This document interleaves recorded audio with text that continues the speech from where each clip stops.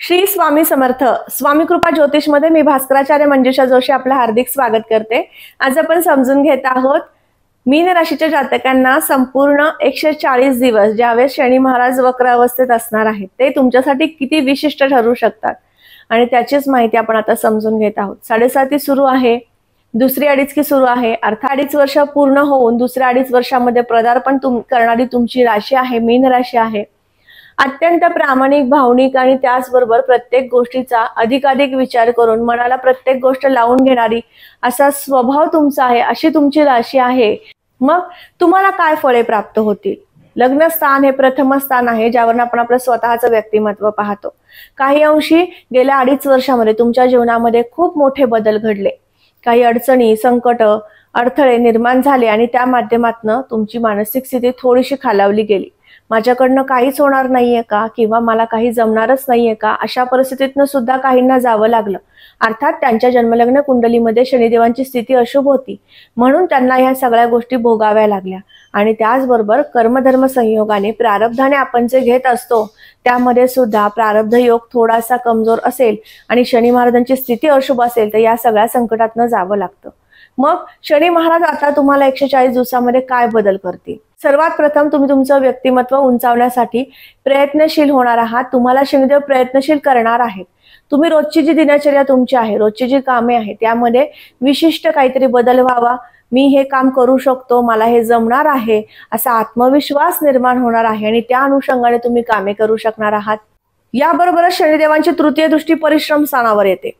आता ज्यावेळेस तुमचा आत्मविश्वास निर्माण झाला की मला हे जमणार आहे, मी करू शकणार आहे, त्यावेळेस तुमच्याकडनं परिश्रम होणं आवश्यक आहे। वक्र अवस्थेतील शनी महाराज तुम्हाला परिश्रम करण्यास भाग पाडतील, अर्थात परिश्रमाचा योग्य फायदा मोबदला तुम्हाला प्राप्त करून देतील, कीर्ती प्रसिद्धीचे योग आणतील। तुम्ही कुठल्याही क्षेत्रामध्ये काम करता, तुम्ही मीडिया क्षेत्रामध्ये काम करता, संगीत, गायन, वादन, नृत्य, कला क्षेत्रामध्ये काम करता तर तुमच्यासाठी एक संधीचा काळ आहे। अतिशय शुभ कालावधी आता तो निर्माण होत आहे। त्याची रास येते आणि ज्यावेळेस वक्र अवस्थेतील शनी महाराज या स्थानाला पाहतात, आपल्या मित्राच्या घराला पाहतात, मित्राच्या स्थानाला पाहतात, त्यावेळेस मात्र तुम्हाला त्या ठिकाणचं फळ वाढून देणारच आणि ते मूलतः तुम्हाला प्राप्त होऊ शकतं। यासाठी शनी महाराजांची उपासना थोडीशी करणं आवश्यक आहे।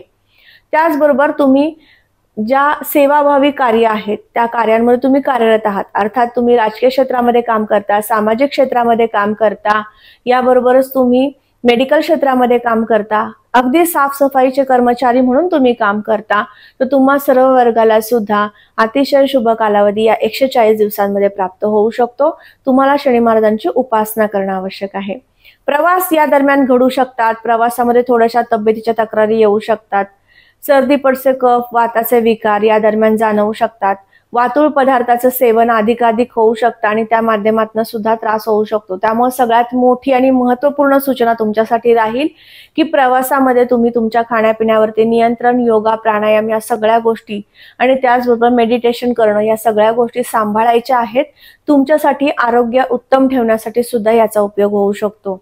याचबरोबर शनी महाराजांची सप्तम दृष्टी सप्तम स्थानावर येते। 7वं घर जोडीदाराचं आहे। तुमच्या जोडीदाराची साथ सोबत तुम्हाला या दरम्यान मिळू शकते आणि त्या माध्यमातून तुम्ही एखादं नवीन कार्य हाती घेऊ शकता, एखादं नवीन स्वप्न पूर्ण करण्याकडे तुमच्या दोघांची वाटचाल सुरू होऊ शकते आणि त्या अनुषंगाने दोघांनी केलेल्या कामाचं योग्य मोबदला, फायदा शनी महाराज देऊ शकतील आणि तुमचं स्वप्न पूर्ण करू शकतील। अशा पद्धतीने सुद्धा शुभ संकेत आहे। ज्यांना विवाह करायचा आहे अशा वधूवरांसाठी सांगते, शनी महाराजांचं जे गोचर आहे ते तुमच्या पत्रिकेनुसार चतुर्थ भावातनं होते। 4, 8 आणि 12 या स्थानामध्ये गुरुदेव गोचर करत असले की विवाहाचं कार्य थोडंसं विलंबाने होतं किंवा उशिरा होतं, पण शनी महाराजांची जेव्हा दृष्टी सप्तमावर येते तेव्हा त्या कार्याला गती प्राप्त होत असते आणि ते कार्य संपन्नतेकडे जात असतं। त्यामुळे 140 दिवसामध्ये तुमच्या विवाहाच्या कार्याला सुद्धा अतिशय उत्तमरित्या साथ सोबत तुम्हाला मिळू शकते शनी महाराजांच्या गोचरीची। त्याचबरोबर शनी महाराजांची दशमदृष्टी कर्मस्थानावर येते।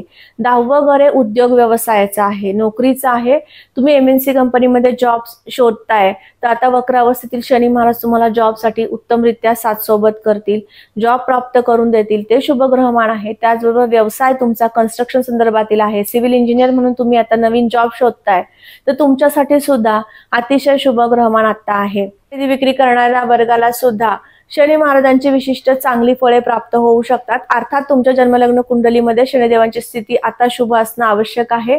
जन्मलग्न कुंडलीमध्ये शनिदेव जर शुभ स्थितीमध्ये असतील तर नक्कीच मी आता सांगितलेली शुभ फळे तुम्हाला भरभरून प्राप्त होणार आहेत। मग आता तुम्हाला उपासना करणं आवश्यक आहे। सगळ्यात महत्त्वाचं म्हणजे तुमच्या राशी स्वामींची उपासना सुद्धा तुम्हाला वाढवायची आहे।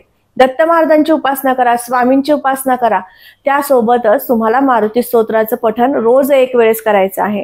ज्यांना अधिक त्रास आहेत, आर्थिक अडचणी खूप मोठ्या स्वरूपात आहेत आणि त्यामुळे आर्थिक लाभ प्राप्त करून घेताना, पैशाची जुळवाजुळव करताना थोड्याशा अडचणी येत आहेत, तर अशा वर्गाला सांगू इच्छिते, तुम्ही रोज किंवा दर शनिवारी शनी महाराजांच्या मंदिरात दर्शनाला जात जा।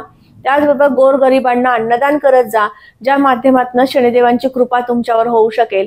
आणि रोज मारुती स्तोत्र किंवा हनुमान चालीसा एकदा किंवा 3 वेळेस वाचत जा, तुमची आर्थिक स्थिती उंचावण्यासाठी मदत होऊ शकेल। तर आज आपण समजून घेतलं शनी महाराजांच्या कृपेने 140 दिवस तुम्हाला कसे जाणार आहेत, कोणते लाभ प्राप्त होणार आहेत, कोणतं सुख मिळणार आहे हे समजून घेतलं। तुमच्या जन्मलग्न कुंडलीमध्ये शनिदेवांची स्थिती काय आहे समजून घ्यायचं असेल तर नक्कीच मला संपर्क करू शकता। त्यासाठी मी माझा संपर्क क्रमांक दिलेला आहे। पुन्हा भेटणार आहे अशाच महत्त्वपूर्ण माहितीसह। तोपर्यंत मी आपली रजा घेते। श्री स्वामी समर्थ। जय जय स्वामी समर्थ। रामकृष्ण हरी।